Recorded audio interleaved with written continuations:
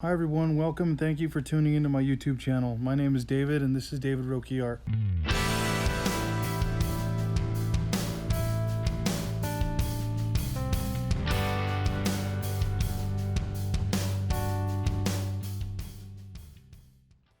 This video is the first of many, hopefully. In this video, we'll discuss the fundamentals of lettering and how you can develop your skills. Let's begin. I'm running Procreate on an Apple iPad Pro 3rd generation with an Apple Pencil. If you're a tattooer and you don't own an iPad, you're slacking. Get one. But seriously, I feel like I draw better traditionally, but the iPad is just a tool. I actually prefer pencil and paper over an iPad. I've downloaded a lettering template from impath.com. There's many of them to choose from varying degrees, and they're all free. Most letterers agree that somewhere around 50 to 55 degrees is the most aesthetically pleasing italic degree. If you're brand new and you really struggle to keep your letters uniform and italicized, I'd recommend downloading a template for Google, or I'll leave a link in the description where I found mine if you'd like to download one. First, I'll duplicate the template layer and lock it so I have a backup. I've learned my lesson the hard way, and now this is always the first thing that I do before drawing over the top of an image.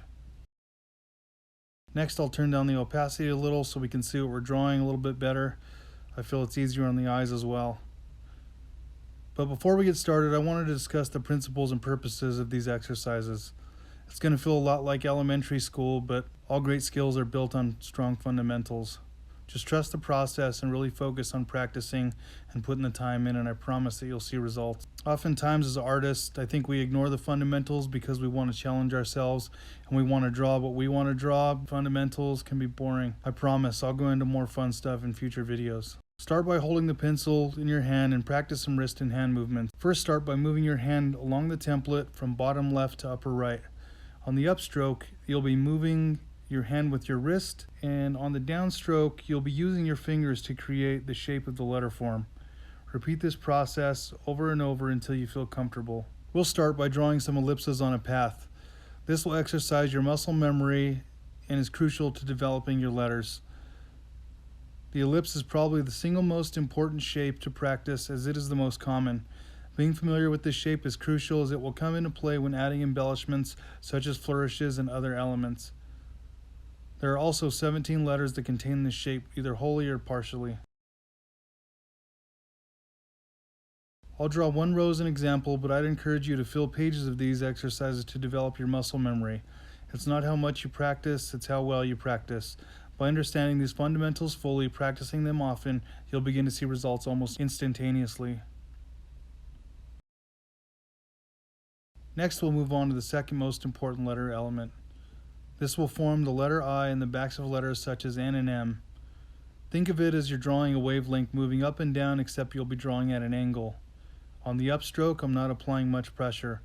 On the downstroke, I will apply the pressure. This will give the letter its thickness, and it will help you determine where to thicken the letter when thickening it more than a single line weight. This is extremely important to remember when drawing any font and embellishments, as it is standard across most script typefaces and fonts.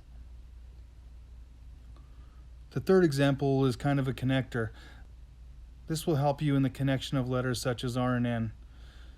It's similar to the previous exercise, except here we are beginning at the top and ending at the bottom. As you can see, I'm not following the guideline here, but I am paying attention to the degree of the tilt. If you feel more comfortable following along the guidelines, just space them out a little more. These guides are just that, guides. They're meant to help you keep your letters consistent and italicized accurately. As the kerning of the letters change, or smaller or wider letters are added, your letter spacing will as well. Try not to depend on the guidelines too much. You'll end up with oddly shaped letters struggling to fit or stretch them into tight spaces. These backward S's will make up half of the letter X, the crest on the letter H, and help develop your skills at ending a letter. Be as consistent as possible. Remember, practice makes permanent, and practicing the wrong way can be detrimental and only solidify bad technique. Take your time and practice often.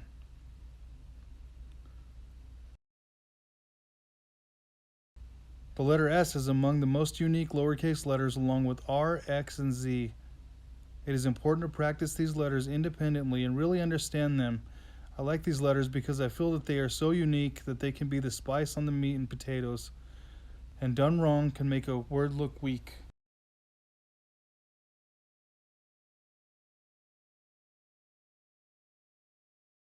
Moving on. There are a couple methods to draw the letter X. You'll eventually begin to develop your own style of lettering after you have built muscle memory. These letters are simply a foundation. I would encourage you to look at reference for embellishments and style once you have practiced enough and feel confident enough in your consistency.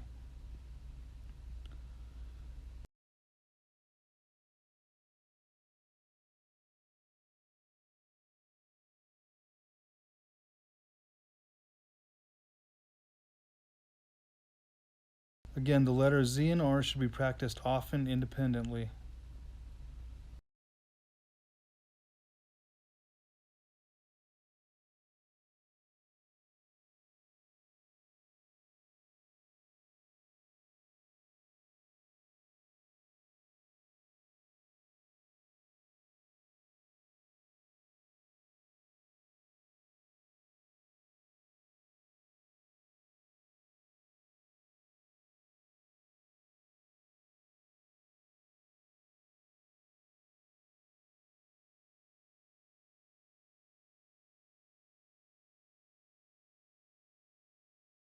These subtle S-curve shapes will make up the spines of the lowercase letters with ascenders and capitals.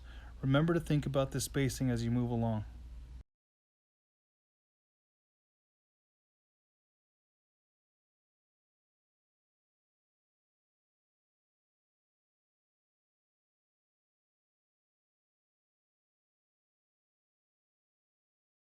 Let's put it all together, shall we?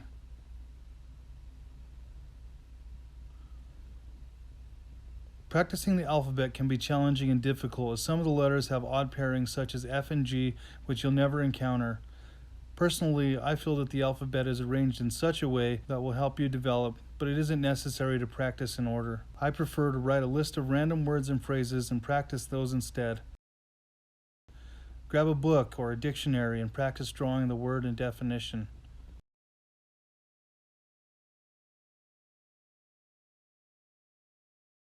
B.J. Betts is probably one of the most popular letterers along with Big Me's.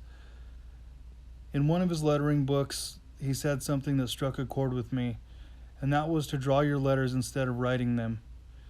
It's an interesting concept if you think about it. Just by simply thinking a little differently can make all the difference.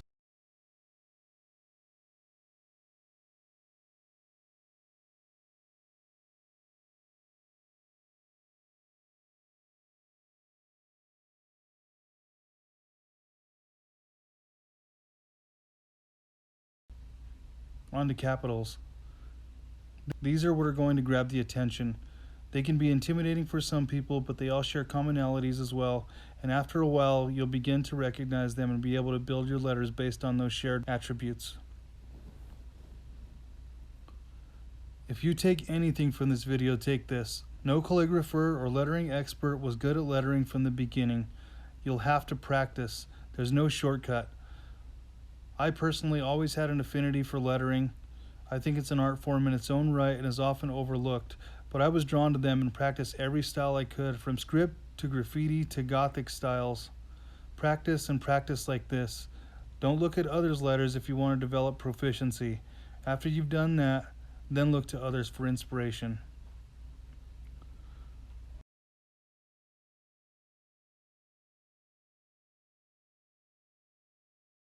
We'll go over some common flourishes briefly, but I'll go over those in greater detail in the future.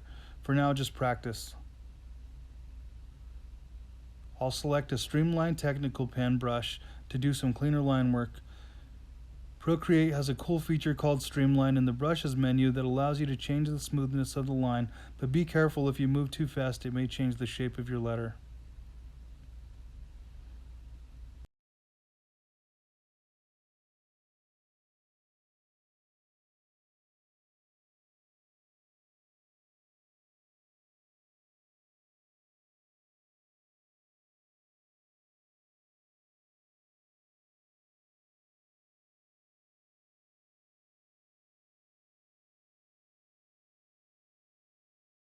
I'll just draw some random words here.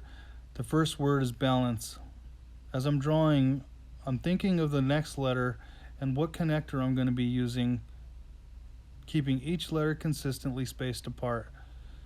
As you can see, the tracking between the capital B and the letter A could have been wider, and I did the same thing here on dedication.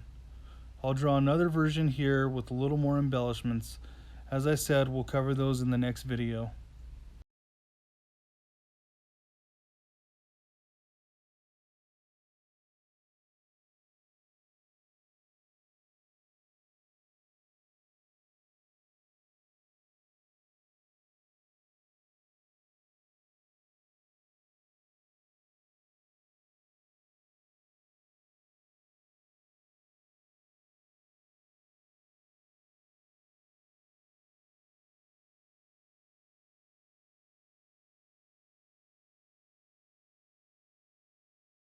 Thank you guys so much for watching. If you found this video useful, be sure to follow me on Instagram at DavidRokiArt. Like, comment, and subscribe if you haven't already. I really appreciate your support, and hopefully these videos will be popular and I'll continue to do them. Thanks again, and we'll see you next time. Bye.